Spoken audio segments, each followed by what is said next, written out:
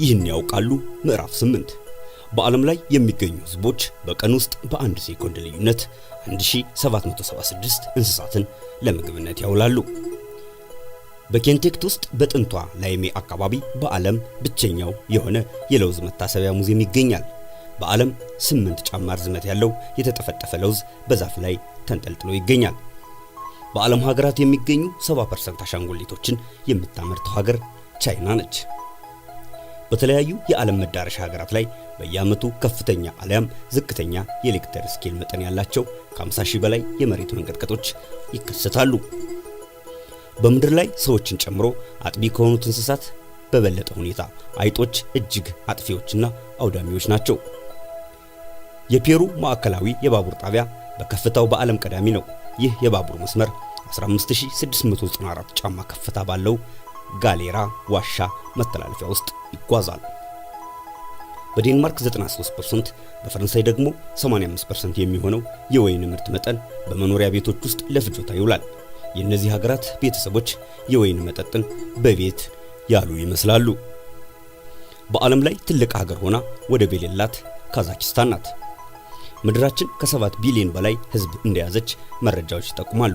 በእነዚህ ህዝቦችም 41806 የሚሆኑ የተለያዩ ቋንቋዎች ይነገራሉ።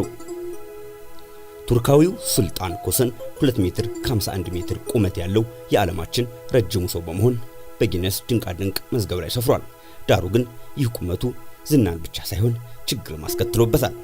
ይህም በጭንቅላት ውስጥ የሚፈጠር ተቆጣጣሪ ሆርሞን መብዛት የሚያመነጨው እጢ አክሮማጋሊ ለተባለ የሰውነት መዛባት ህመም ዳርጎታል። የአሜሪካ ህዝቦች ከማናቸውም በዓለም ላይ ከሚኖሩ ሰዎች በላይ ዶሮዎች ይመገባሉ። በአትላንታሞ ግዛት በጆርጂያ ከተማ የሚኖሩ ዲኒስ አስተርሊንግ ያለምንም ማቋረጥ በእንጨት በተሰራ መወዛወዣ ላይ ለ480 ሰዓታት በመወዛወዝ የዓለም ሪከርድን ጨብጧል። የዓለማችን ትንሹ መጽሐፍ በአንቷን ቼኮቭ የተጻፈውና ቻምሊዮን የተሰኘው ህትመት ነው። ይህ መጽሐፍ 27 የጽሑፍና 3 የስዕል ገጾች ያሉት ሲሆን 9 ሚሜ ውፍረት አለው። በጠቅላላ የዚህ መጽሐፍ ውፍረት ከአንዲት ፍሬ ባቄላ ያንሳል። በዓለም ግዙፍ የመጽሐፍ መገኛ ኮንግረስ መጽሐፍት ቤት የሚባል ሲሆን በአሜሪካ ዋሽንግተን ዲሲ ግዛት ውስጥ ይገኛል።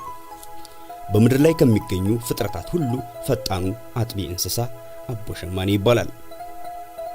እንደ አውሮፓውያን አቆጣጠር በ1960 በዓለም የመጀመሪያዋን ሴት የሀገር መሪ የመረጠችው ሀገር ስሪላንካ ስትሆን ይቺ ሀገሪቱን የመራችው እንስትም ሱሪማም ባንድራናኪ ትባላለች።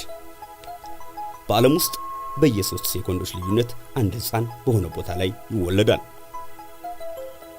ብርባራ ካርትላንድ ዝነኛ ደራሲ ናት። በመጽሐፍ ሽያጭ የከበረች ታላቅ ጸሐፊ ሆናለች።